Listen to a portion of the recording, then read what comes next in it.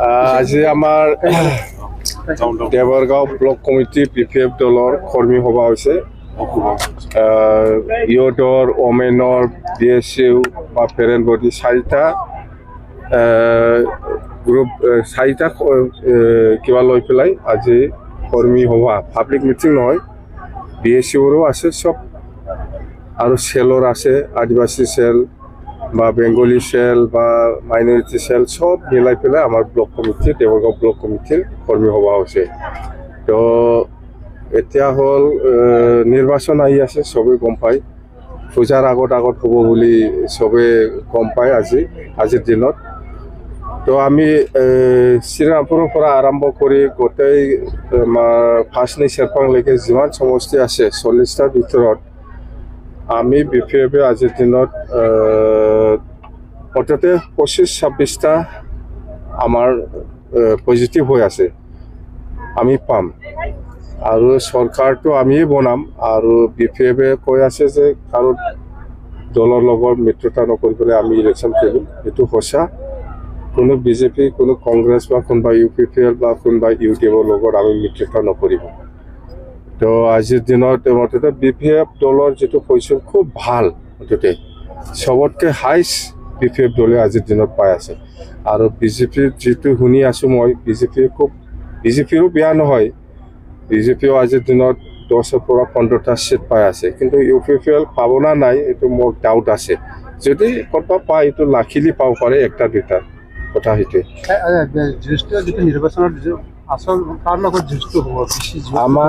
আমাৰ কোকৰাঝাৰ আৰু চিৰাঙত UPPLৰ লগত হ'ব।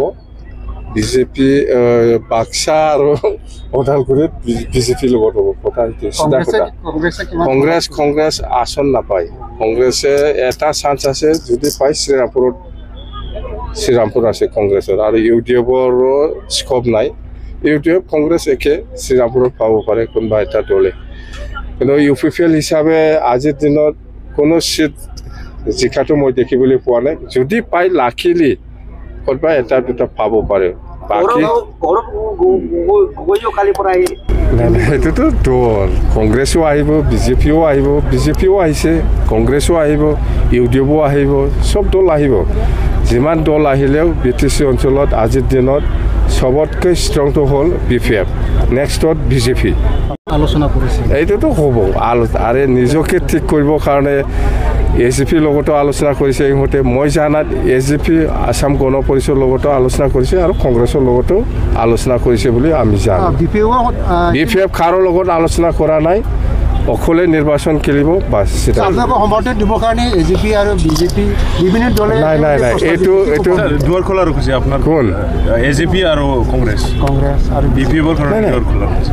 দুৱাৰটো আমি যদি ইচ্ছা কৰে কংগ্ৰেছৰ লগতে মিত্ৰতা কৰিব পাৰে, আসাম গণ পৰিষদৰ লগতে কৰিব পাৰে, BJPৰ লগতো কৰিব পাৰে বা কংগ্ৰেছৰ লগতো কৰিব পাৰে, কিন্তু আমি কৈছোঁ কোনো দলৰ লগত আমি মিত্ৰতা নকৰিব। দৰ্জা চবৰে খোলা আছে আমি জানো, কিন্তু আমি মিত্ৰতা নকৰি পেলাই অকলে নিৰ্বাচন খেলিব বুলি ঘোষণা কৰিছোঁ। চৰকাৰ অকলে মুখ্যমন্ত্ৰীয়ে কৈছে মানে ৰাইজে যাক সমৰ্থন দিব UPPL বা BPF তাৰ লগতে চৰকাৰৰ মানে সংগী হ'ব বুলি কৈছে। নাই BJPয়ে কি কৈছে কংগ্ৰেছে কি কৈছে ইয়াৰ লগত মতলব নাই আমাৰ। BJPয়ে যেনিবা আজি CM ডাঙৰীয়াই ক'ব পাৰে যে কি কৈছে কোনে বেছি পায় তাৰ লগত থাকিব, এইবিলাক নাই। এইটো BJPৰ কথা। এইটো BJPয়ে নিজৰ কথাটো ক'ব পাৰে, কোৱাৰ কি আপত্তি আছে। কংগ্ৰেছো ক'ব পাৰে এইটো কথা, কিন্তু BPFে অকলে চৰকাৰ কৰিব বাছ। কোন খাম্পাক কাৰ কথা শুনিছে? আমি নল'ম খাম্পাটো ৰিজেক্ট মাল। ইয়াৰ কথাহে সুধিব আপুনি, কাৰ কথা সুধিব? খাম্পা যাই পেলাই ফচি আছে এতিয়া, চন্দনো আছে যাই পেলাই ফচি। এই খাম্পা আৰু চন্দনক UPPL জাগা দিয়া মানুহ এইটো চবেই জানে। এইটো মোৰ খাৱা কেনেকৈ সহ্য কৰিব চন্দনক খাম্পাক? ৰংগৰাই কেনেকৈ সহ্য কৰিব এই চন্দন আৰু খাম্পাক? আমি কাহানি নাজানে ফচি আছে এতিয়া। থাক আমিতো নল'ম। বি পি এফ মানে কাৰো সহায় নোহোৱালৈকে এইবাৰ চৰকাৰ বি পি এফে কাৰো সহায় নোলোৱাকৈ অকলে নিৰ্বাচন খেলিব আৰু আমাৰ পজিশ্যনটো খুব ভাল আমাৰ নেক্সটতে বিজেপি আছে পজিশ্যনটো ইউ পি পি এল নাই 4 নম্বৰ ঠিক আছে, থ্যাংক ইউ। Thank U